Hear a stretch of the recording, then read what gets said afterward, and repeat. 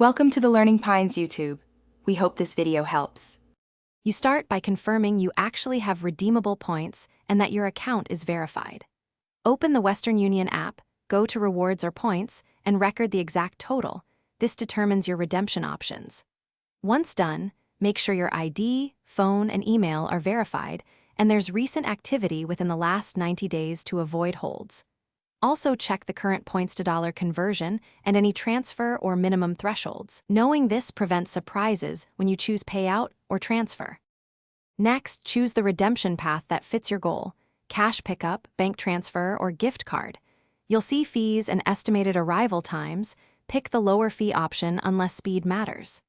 Enter recipient details exactly as the receiving institution requires: full legal name, account number, routing, or pickup location.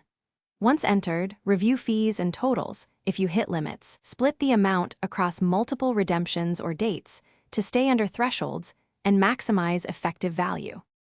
Finish by reviewing the confirmation screen and saving the transaction ID and receipt. This tracks the payout and helps if anything goes wrong. Expect delivery within the stated window and monitor the receiving account or pickup notice.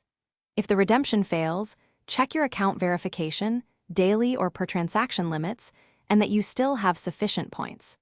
If problems persist, contact Western Union support with the transaction ID. Escalate promptly if funds are held or delayed.